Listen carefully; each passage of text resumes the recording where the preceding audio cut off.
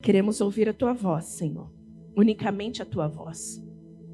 E eu sei que a tua palavra transforma. Eu sei que a tua palavra é luz. E quando nós ouvimos a tua voz, quando nós obedecemos a tua voz, nós caminhamos por caminhos claros.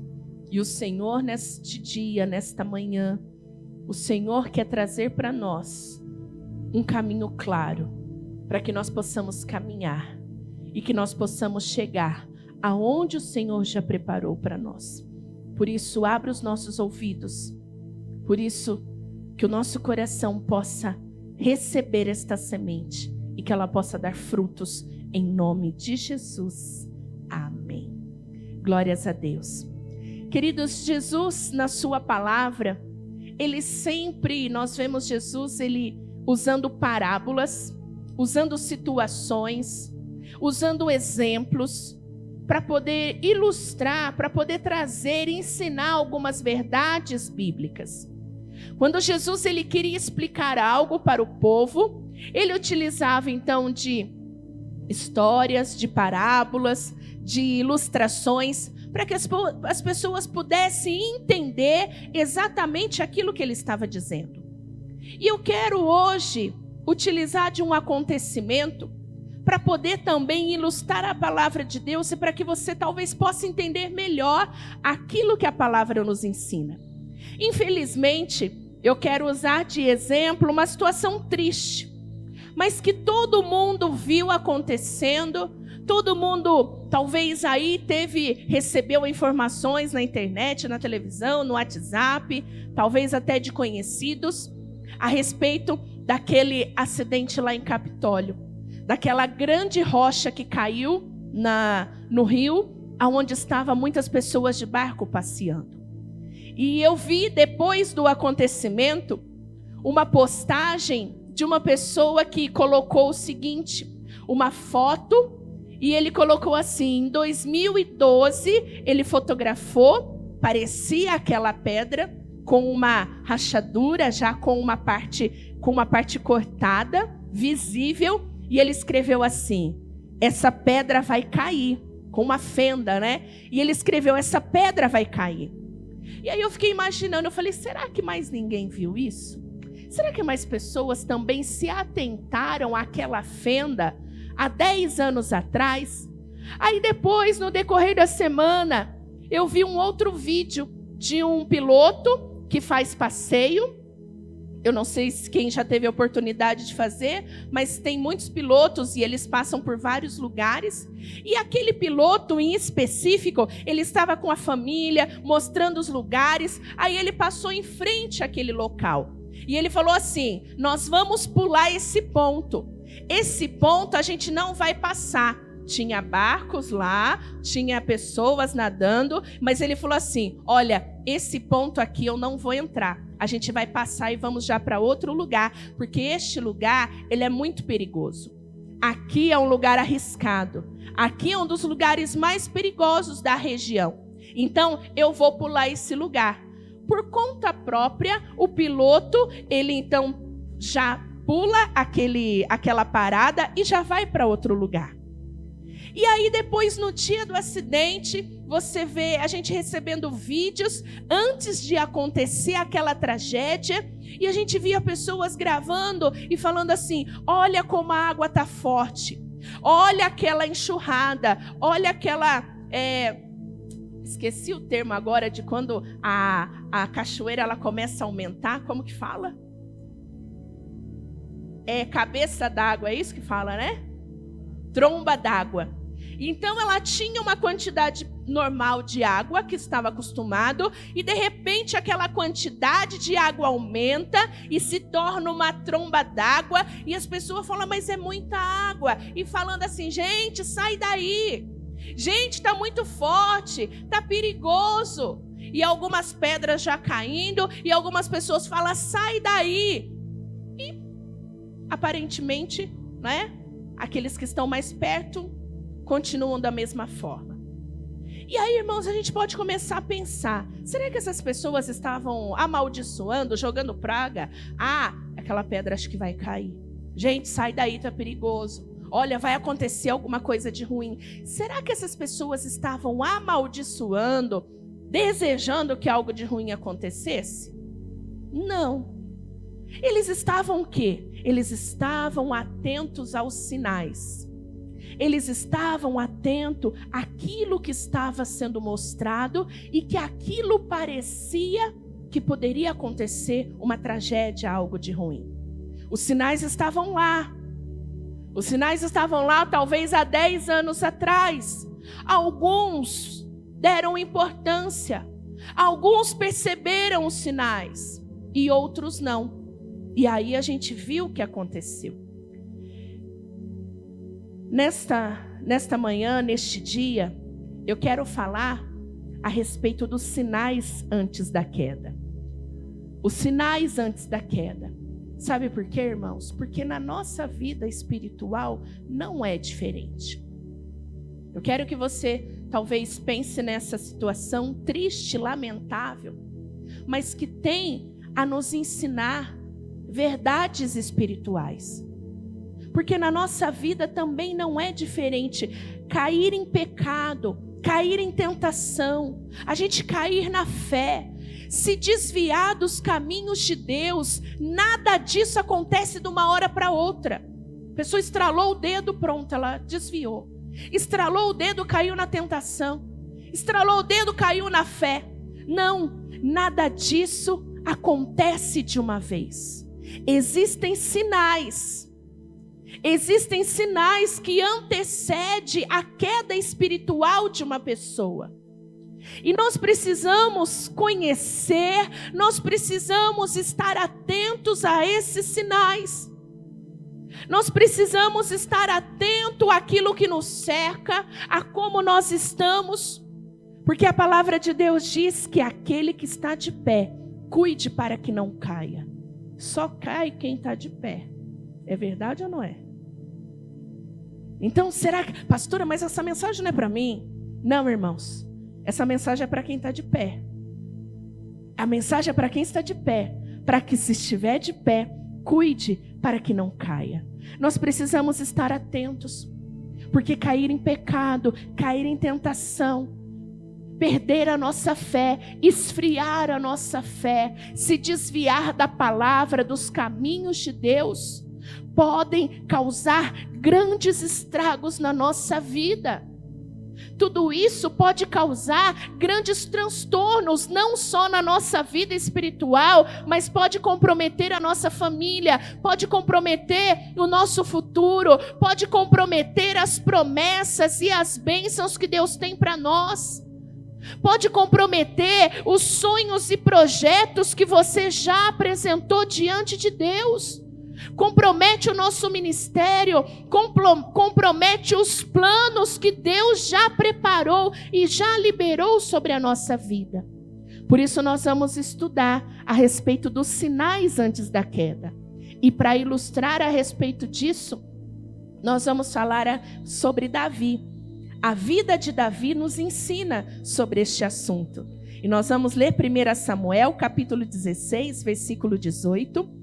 1 Samuel 16, 18. Diz assim: um dos oficiais respondeu: conheço um filho de Jessé, de Belém, que sabe tocar harpa.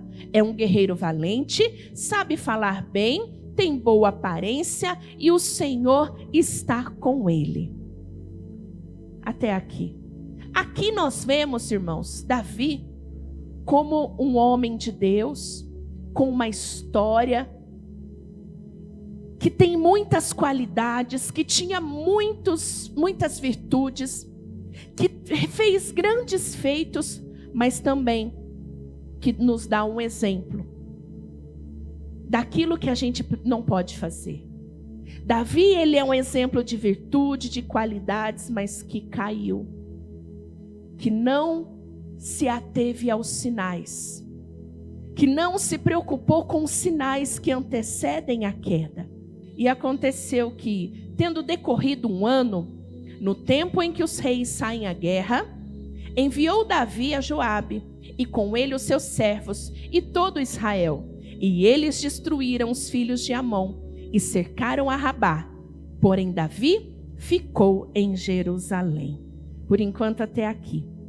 Nós vemos então Davi como rei, coroado, um homem de Deus, um homem vitorioso, um homem respeitado, e chegou o tempo da guerra.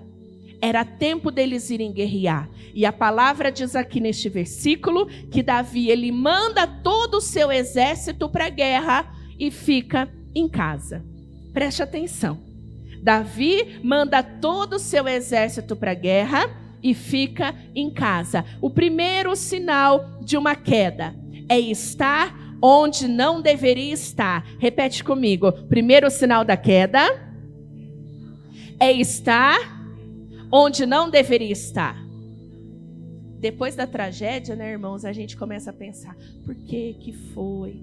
Por que que não viu? Por que que estava lá? Foi onde estava, onde não deveria estar. Estava todo mundo lutando. O seu exército estava lutando e Davi decidiu ficar em casa. Davi decidiu que não ia para a guerra. Ele era o líder, ele era o chefe, ele era o comandante daquele exército, ele era o rei daquele exército. E ele falou: vai vocês lutar e eu vou ficar em casa. O que isso fala para nós? Do perigo de quando nós escolhemos o que é mais confortável para a gente. Isso fala para nós do perigo de escolher aquilo que é mais fácil, de escolher aquilo que é mais simples, daquilo que não vai exigir trabalho e esforço para nós. Irmãos, eu sei que tem situação, eu sei que tem guerra que se levanta na nossa vida, eu sei que tem problemas que se levantam, que a vontade que a gente tem é de ficar trancado no quarto e nem sair de casa. Eu sei que dá vontade de falar: eu quero dormir e acordar só quando a guerra acabar. Eu sei. Tem situações que a gente, na verdade, a gente quer sumir. A gente quer sumir. Ela falou: eu não quero nem sair de casa. Eu não quero lidar com isso. Mas não é o que vai resolver o problema. Quando a gente está onde a gente não deveria estar, a guerra ela se levanta. E nós, como servos do Senhor, nós que temos um Deus, o Senhor dos exércitos à nossa frente, a gente não pode temer a guerra, a gente não pode temer o problema, a gente não pode temer a dificuldade, a gente não pode temer aquilo que está se levantando.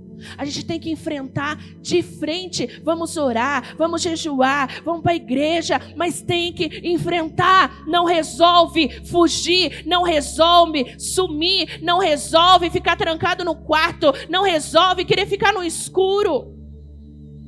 Eu sei disso. O nosso coração leva a gente a fazer isso. Mas se tem uma guerra se levantando, nós temos que nos posicionar. Quem está entendendo, diga glória a Deus. Aí no versículo 2 continua: e aconteceu que numa tarde, Davi se levantou do seu leito e andava passeando no terraço da casa real. Davi levantou numa bela tarde e foi passear no seu lindo castelo. O povo lutando, os homens, os soldados lá guerreando. E ele levanta, eu não sei se ele levantou de tarde ou se ele foi dormir depois do almoço. Independente disso, irmãos, mostra que ele realmente não estava concentrado com a guerra. Davi foi dormir até tarde, coisa boa. É bom, né, irmãos, dormir até tarde? É ou não é? Fala a verdade, é. É bom dormir de tarde também, é ou não é? É bom ou não é, gente? É. Mas será que era o momento? Era o momento? Ai, pastor, mas ele tinha coisas importantes para resolver. Se ele tinha coisa importante, por que estava dormindo de tarde um rei? E foi passear, segundo o sinal que antecede a queda. Fazer o que não deveria fazer. Fazer o que não deveria fazer. Ali mostrava que ele não estava comprometido. Não, Davi ficou para interceder. Davi ficou para orar. Davi ficou para jejuar em favor dos soldados. Não, ele estava dormindo. E foi dar uma volta, foi dar um passeio. Irmão, a ociosidade, a falta de comprometimento, as distrações do mundo, tudo isso pode nos direcionar à queda. Tudo isso pode nos levar a cair, porque o inimigo não dorme. O inimigo, ele não brinca de ser diabo. Ele é o dia todo projetando formas para tentar nos derrubar, para tentar nos fazer cair. Por isso, cuidado com o sono espiritual. Cuidado. Cuidado, porque o sono espiritual nos deixa cego do perigo. Nos deixa alheio àquilo que está ao nosso redor. De repente o precipício está perto, o precipício está à nossa frente, mas o sono espiritual não nos deixa ver. Não, está tudo bem, não está acontecendo nada. A realidade espiritual não é essa. A realidade espiritual é que existe uma guerra entre Satanás e os anjos de Deus, tentando destruir a igreja, tentando roubar a nossa fé, tentando atingir a nossa família, tentando roubar a nossa salvação, tentando tirar a nossa paz, acabar com o nosso ministério, acabar com os nossos sonhos. E eu não posso ficar dormindo achando que está tudo normal. E viu do terraço uma mulher que estava se lavando. Era uma mulher muito formosa à vista. Davi passeando. Davi estava onde não devia estar. Davi estava fazendo o que não tinha que fazer. E aí, Davi vê o que não devia ver. Lá do outro lado ele vê uma casa, um terraço, uma mulher se lavando, tomando seu banho. Qual deveria ser a posição dele? Isso não é para mim. Virar as costas e ir embora. Mas ele fica olhando aquela mulher se banhar. Ele gosta daquilo que ele vê. E ele se permite desejar aquela mulher. Terceiro sinal antes da queda. Ver o que não deveria ver. Nós temos liberdade para mudar de direção. Nós temos, irmãos, liberdade para poder virar as costas para aquilo que está nos atraindo. Nós temos liberdade para virar, para mudar os nossos olhos, para virar o nosso rosto. Mas não foi o que aconteceu com Davi. Ninguém está sabendo, ninguém está vendo. Os nossos olhos são janelas da alma. E aquilo que os nossos olhos contemplam, ele se torna primeiro uma realidade no nosso coração. E aí qual é o quarto passo da queda? Pensar o que não deveria pensar. O pecado, primeiro ele começa na mente. O pecado, antes de se concretizar, ele se torna primeiro real no coração. Se o pecado conseguir me convencer que aquilo ali vai fazer bem para mim, que eu vou ter benefícios, que vai ser bom, irmão, dificilmente eu vou conseguir resistir àquilo. Porque primeiro ele trabalha na minha mente. Primeiro ele trabalha na sua mente. E mandou Davi indagar quem era aquela mulher. E disseram: porventura não é Betseba, filha de Eliã, mulher de Urias, o heteu? Então enviou Davi mensageiros e mandou trazê-la. E ela veio, e ele se deitou com ela. Até aqui foram 4 passos para chegar ao pecado concretizado. Talvez você ache que eu estou falando somente de pecados de traição, de adultério, de fornicação. Não, irmãos, eu estou falando de todo tipo de pecado, de todo tipo de situação que tenta nos tirar da presença do Senhor. Até aqui foram 4. Só para a gente recapitular aqui. Olha só. Primeiro sinal da queda: estar onde não deveria estar. Segundo sinal, fazer o que não deveria fazer. Terceiro sinal, ver o que não deveria ver. Quarto sinal, pensar o que não deveria pensar. E quinto sinal da queda, estar com quem não deveria estar. Muitos problemas na vida das pessoas poderiam ser evitados se ela estivesse com as pessoas certas ao seu lado. Não teve um santo de Deus para falar: ô rei, você tem mulher, rei? Você vai querer justo aquela mulher casada do seu oficial que está lutando na guerra? Ou se alguém falou, se atreveu porque ele era rei, ele poderia se dirigir a Deus. Ele poderia falar: Senhor, me ajuda. Porque olha, eu estou quase caindo, eu estou quase pecando. Ele poderia ir lá falar com a esposa. Mas aqui, irmãos, quando a gente se afasta, quando a gente não busca nas pessoas certas, que seja em Deus, você não quer falar com ninguém, mas que seja em Deus, que seja para o Senhor Jesus Cristo, que seja para o Espírito Santo, porque o tempo todo Ele está falando com a gente. Ele nos lembra, Ele nos mostra, Ele nos direciona. Ele fala: lembra lá do piloto? Aqui eu não vou passar. Mas tem gente lá, não vai acontecer nada. O piloto falou: eu não vou passar naquele ponto. E o Espírito Santo, irmãos, Ele está conosco. Não vai, não faz, não fala, não. Mas está todo mundo fazendo. Mas ninguém vai saber. Mas qual é o problema?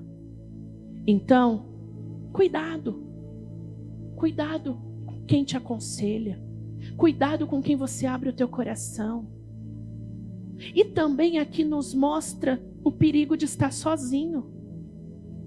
Nós já falamos muitas vezes aqui que nós não estamos aqui para poder julgar, para falar que a pessoa está errada, que não está errado. Nós somos pastores e somos seres humanos como vocês. Erramos como vocês. E o nosso papel aqui é ajudar. Quem está fraco, o nosso papel é ajudar a levantar. Quem está machucado, o nosso papel é fazer com que aquela pessoa se restaure. E não queimar, e não falar mal, e não excluir, e não falar: sai de perto, você não merece estar conosco, porque todos aqui somos pecadores. Mas às vezes a pessoa ela fica com medo, ela fica com vergonha. Ela fica falando: como que eu vou falar isso para o meu pastor? Como que eu vou falar isso para a minha pastora? Eu já sou batizado, eu já sou um líder, o que eles vão pensar de mim? Irmãos, nós vamos pensar o que Jesus pensa, que todos nós pecamos e merecemos, e precisamos e carecemos da graça do Senhor. Aleluia! Agora, quando a pessoa fica sozinha, ela talvez não tenha alguém para falar: ei, vamos orar. Não, olha, a gente vai te ajudar. E talvez foi o que aconteceu com Davi. Talvez por causa dele estar sozinho, ou estar com pessoas que ele não deveria estar. Porque se ele estivesse lá na guerra, com seus companheiros de guerra, focado naquele propósito, aquilo ali não teria acontecido. E o pecado foi consumado. E toda a consequência, toda a escolha que Davi tomou teve consequências desastrosas na vida dele. Se você ainda não teve oportunidade, você lê de Reis, desse capítulo em diante, você vai ver que por causa disso veio uma gravidez indesejada. Ele teve que trair e mandar matar o seu oficial, o marido de Betseba. Então ele cometeu um assassinato. O filho nasceu doente, o filho morre. E aí vem uma maldição familiar terrível. Ele tem um filho que tenta roubar a sua coroa. Ele tem um outro filho que tenta matar o irmão. O filho que trai com as esposas dele. O filho que abusa da irmã. Escolhas erradas traz consequências desastrosas. Pastora, por que a senhora está falando disso? Nós estamos no ano de uma nova história, é um novo tempo. Olha, cadê os milagres? Cadê as promessas? Irmão, nada de uma nova história, nada de um novo tempo vai se concretizar se a gente não estiver vigilante, atento aos sinais. O novo tempo vem acompanhado também de uma vida de compromisso, de seriedade e comprometimento com a palavra de Deus. A promessa, ela já é sua. Diga glória a Deus. Diga, a promessa é minha. Fala, agora depende de mim. Entende? Davi ele foi ungido. A promessa era dele. A bênção já era dele. Mas as decisões são nossas. E Davi, ele não foi privado do sofrimento. Davi, enquanto ele não se arrependeu, enquanto Davi não tomou consciência do pecado, lê na sua casa o que acontece depois daqui. Lê lá. Mas enquanto ele não tomou consciência do seu pecado, ele pediu perdão, a restauração não chegou na vida dele. Olha o que a palavra fala em Salmos capítulo 32. Marque este versículo na sua Bíblia. Bem-aventurado aquele cuja transgressão é perdoada e cujo pecado é coberto. Bem-aventurado o homem a quem o Senhor não imputa maldade e cujo espírito não há engano. Olha só Davi falando: quando eu guardei silêncio, envelheceram os meus ossos pelo meu bramido em todo dia, porque de dia e de noite a tua mão pesava sobre mim. O meu humor se tornou em sequidão. Confessei-te o meu pecado e a minha maldade não encobri. Dizia eu: confessarei ao Senhor as minhas transgressões, e tu perdoastes a maldade do meu pecado. Por isso, todo aquele que é santo orará a ti, a tempo de te poder achar, até no transbordar de muitas águas, estas não lhe chegarão. 7. Tu és em quem me escondo, tu me preservas da angústia, tu me cinges de alegres cantos de livramento. Glória a Deus. Aqui Davi, ele testemunha que quando ele confessou o pecado, ele foi livre, ele foi liberto, ele teve até saúde. Mas enquanto ele guardava aquilo, enquanto ele não reconhecia, ele estava adoecendo, morrendo por dentro. Mas ele fala: eu confessei e não escondi nada, e por causa disso o livramento chegou na minha vida.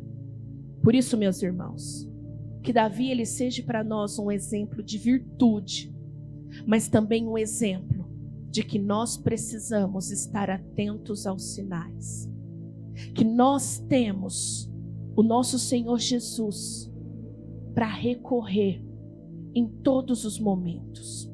Pastor, então crente não pode pecar, eu não posso pecar? Irmãos, nós vamos continuar pecando. Mas aquele que conhece a palavra, aquele que fica atento aos sinais, ele peca por acidente.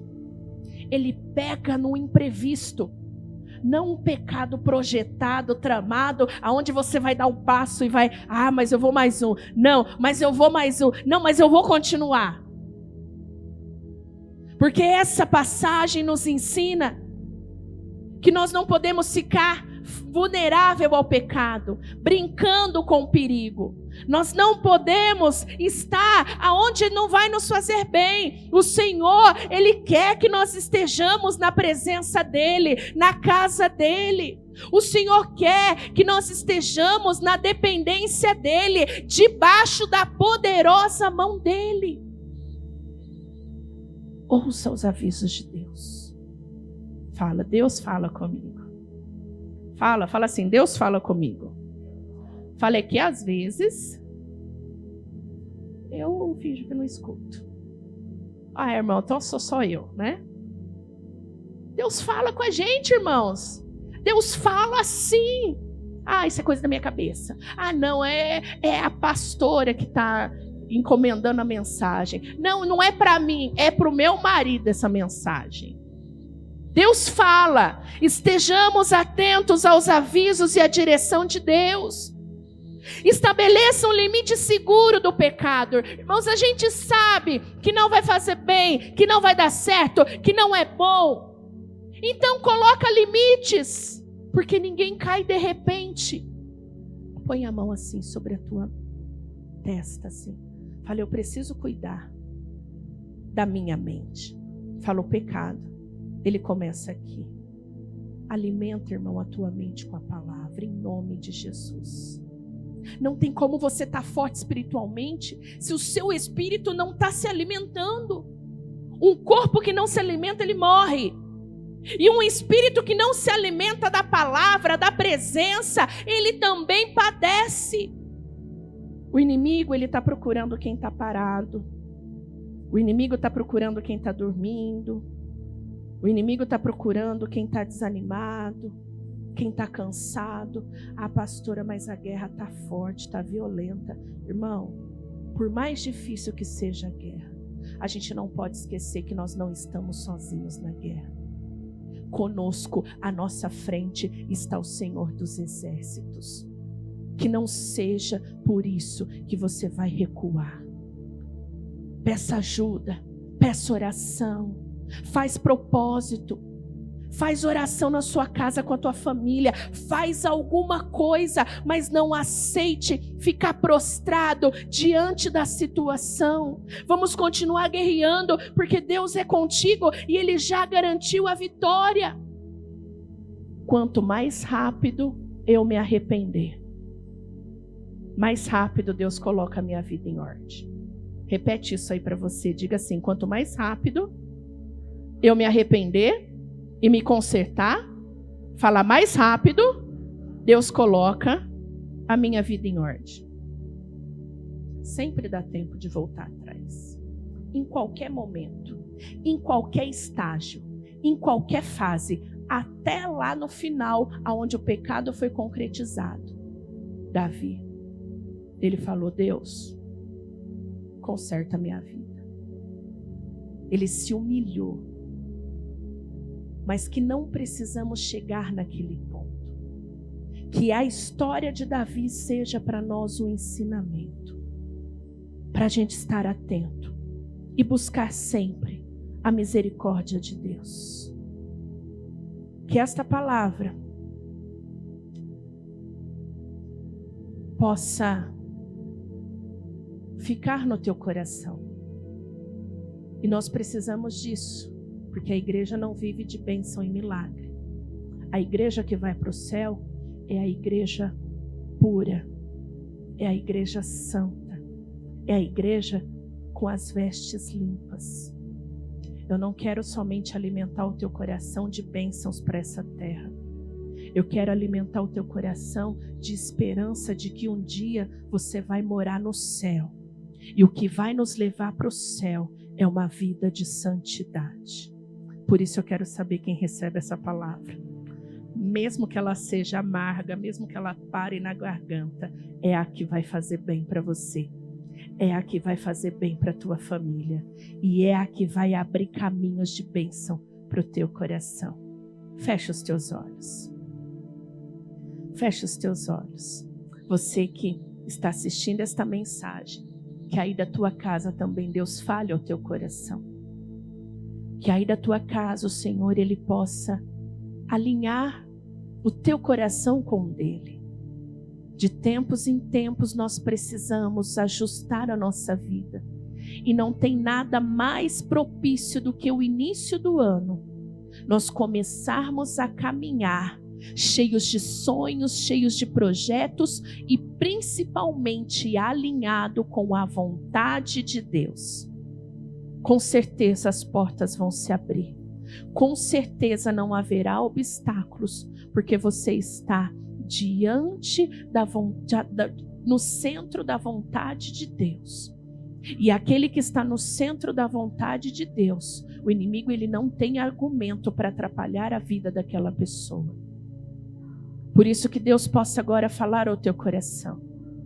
Você não precisa orar alto. Você não precisa que alguém ouça.